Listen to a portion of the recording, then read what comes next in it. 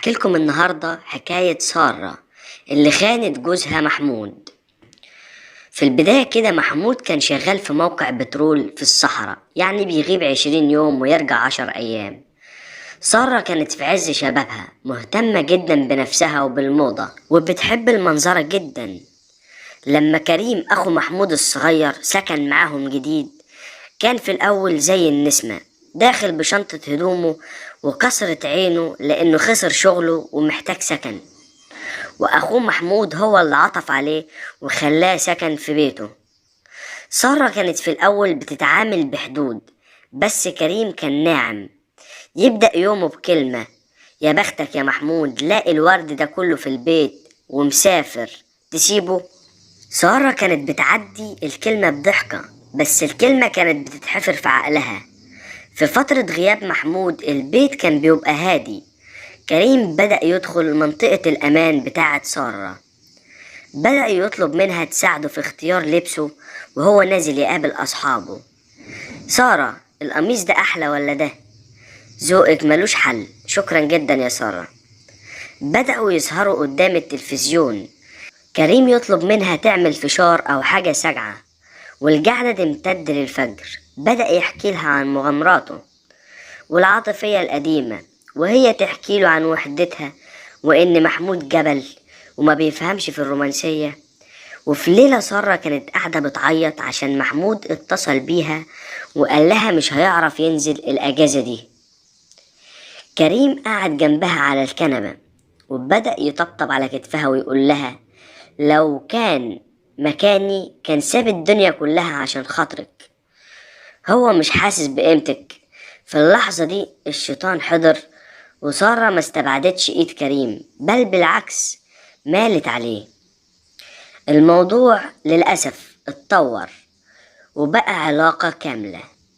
سارة بقت تصحى الصبح بدري تستنى كريم يخرج من اوضته عشان يفطروا مع بعض فطار عشاء. وسارة من كتر محبة كريم بدأت هي اللي كانت تطلب منه انه ينام معاها ويعمل معاها علاقة كاملة، وكمان كانت بتقول لكريم: انا ملكك، اعمل فيا اللي انت عايزه. كمان كانوا بيعملوا علاقة في اليوم اكتر من 3 أو 4 مرات، لدرجة ان سارة ما كانتش بتشبع من كريم.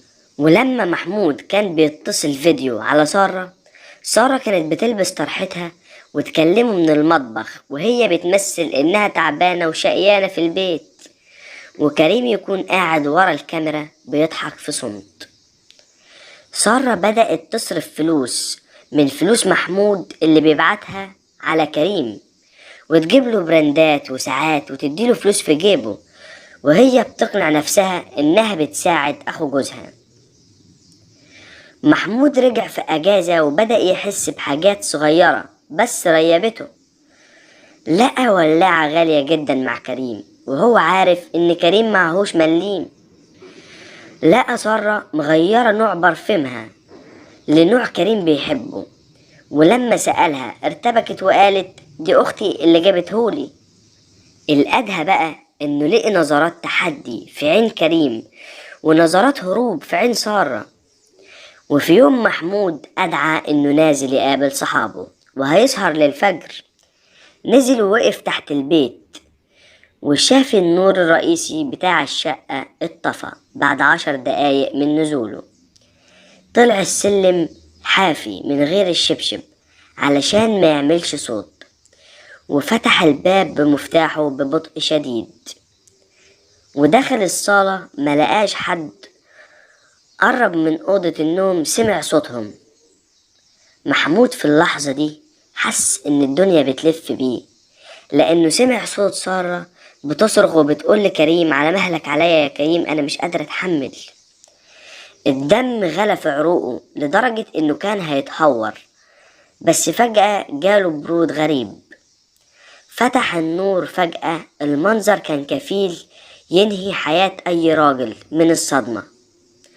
سارة انتفضت وغطت وشها وهي بتصوت، وكريم حاول ينط من الشباك بس محمود مسكه من قفاه وزقه ووقعه في نص الأوضة. محمود بص لكريم وقاله بصوت واطي ومرعب: عارف يا كريم، أنا كنت ناوي أسجل لك الشقة دي باسمك الأسبوع الجاي عشان تتجوز وتستر نفسك، بس طلعت واطي وعينك في اللي في ايد غيرك.